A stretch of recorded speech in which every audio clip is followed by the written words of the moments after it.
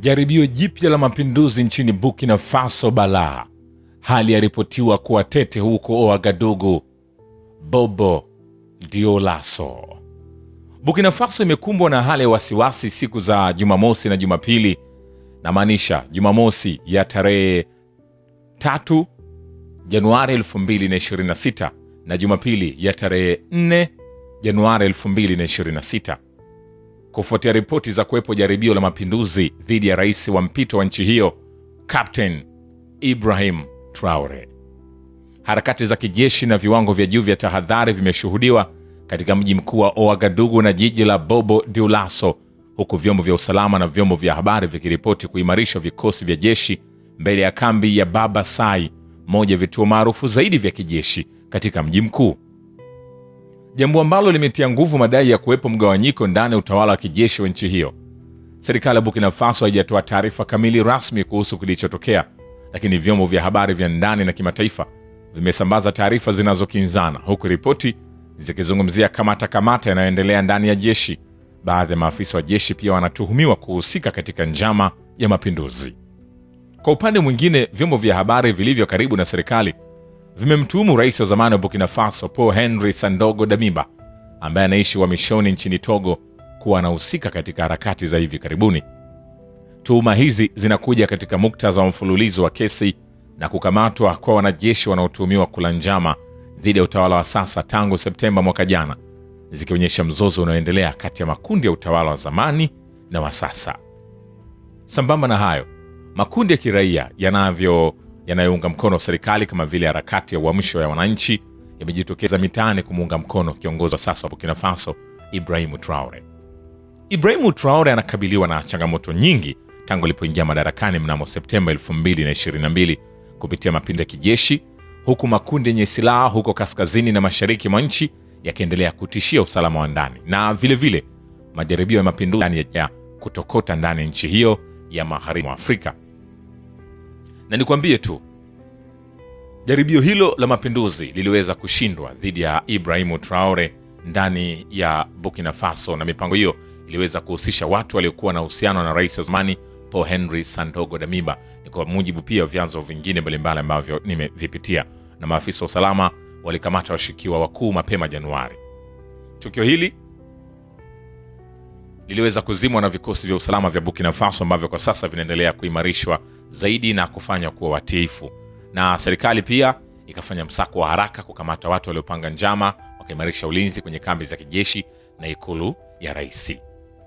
Na nikwambie, lengo la mapinduzi yao litaka kuyafanya au jaribio hilo ni kuondoa utawala wa Ibrahim Traore. Na nikwambie, kwa sasa ukimtoa labda mwamba Vladimir Putin, rais wa Urusi, labda ukimwondoa Volodymyr Zelensky, rais wa Ukraine, kuna uwezekano wakafuatia Ibrahim Traore, moja ya viongozi ambao wanawindwa sana. Alafu unakuja kina viongozi hao wa majeshi upande wa Sudani ambao wanapigana na wanaendelea kusakana wenyewe kwa wenyewe kwa vificho mbalimbali. Na nikwambie, tangu Ibrahim Traore achukue madaraka Oktoba 2022 amekosokoswa mara kadhaa kupinduliwa. Ina maana kwa Afrika ndo rais ambaye amekosokoswa mara nyingi sana kupinduliwa. Kesi kubwa zilizoripotiwa ni angalau kama mara mbili hivi, iko ya Aprili 2025 ya kufanyika mapinduzi makubwa, na hii ya Januari hii ambayo yote yalishindwa, ingawa vyombo vya habari vya ndani vinasema kulikuwa na jaribio zaidi ya moja kutoka ndani ya jeshi kwa kipindi cha miaka miwili.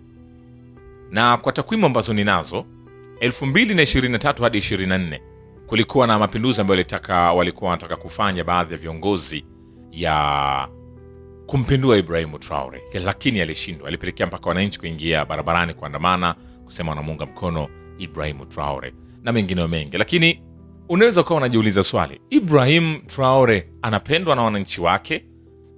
Licha ya changamoto za kiusalama na majaribio ya mapinduzi, umaarufu wa Ibrahim Traore umeendelea kukua, na Ibrahim Traore ni moja marais ambao ni vipenzi vya wananchi wao. Yes, Ibrahim Traore anaungwa mkono sana na wananchi wengi wa Burkina Faso. Ukitembelea content mbalimbali za content creator ambao walikwenda Burkina Faso baada ya kuona kama kinachoendelea duniani juu ya Ibrahim Traore, kama ni rumors, walipofika kule wao wenyewe walijionea. Mwananchi mmoja anamzungumzia vizuri Ibrahim Traore kama mtu ambaye akipata fedha ile ya serikali anaipeleka kwenye maendeleo, haweki mfukoni. Wengi wanamtafsiri namna hiyo kwamba ni mpenda maendeleo, ni mzalendo, na wengi wanamfananisha na kiongozi ambaye aliwahi kupita katika taifa hilo, ambaye naye pia alifanya makubwa, japo aliuawa na mwanajeshi mwenzake kwa usaliti. Lakini pia ukiangalia sasa hivi ni moja ya rais maarufu sana ndani ya Afrika na duniani kwa ujumla, na umaarufu wake Ibrahim Traore na heshima ambayo anaendelea kuipata ni kupitia hotuba zake za kupinga ushawishi wa kigeni, hasa kutoka mataifa ya magharibi. Na kingine ni moja ya viongozi vijana, kwa hiyo anachukuliwa kama ishara ya kizazi kipya ambacho kinataka mabadiliko. Lakini pia Ibrahim Traore amekuwa akijitahidi kuimarisha mapambano dhidi ya magaidi, jambo ambalo linamfanya aonekane kama mlinzi wa taifa.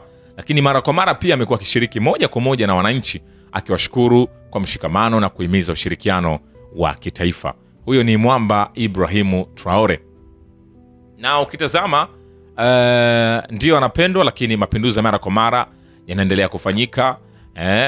Lakini pia wananchi sasa hivi wanaendelea kufaidika na kile ambacho anakifanya, ikiwemo swala zima la kuimarisha uchumi wa nchi yake, anaendelea kukifanya na mengineyo mengi. Na uchumi utakapokuwa imara kwa Burkina Faso, ina maana moja kwa moja unakwenda kuwa na faida kwa mwananchi mmoja mmoja na taifa kwa ujumla.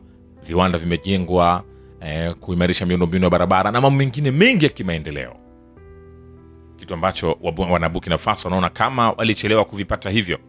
Je, nini hasa ambacho kitaendelea baada ya mapinduzi hayo kuweza kufeli? Je, yatakuja mengine? Yatafanyajwe? Basi tutaona na tutaendelea kujuzana zaidi. Shukrani kwa Babu Kivita na Historia ya Dunia. Mimi ni Richard Shio, The Rich Voice. Follow Instagram na TikTok kama Rich Voice Official. Asante.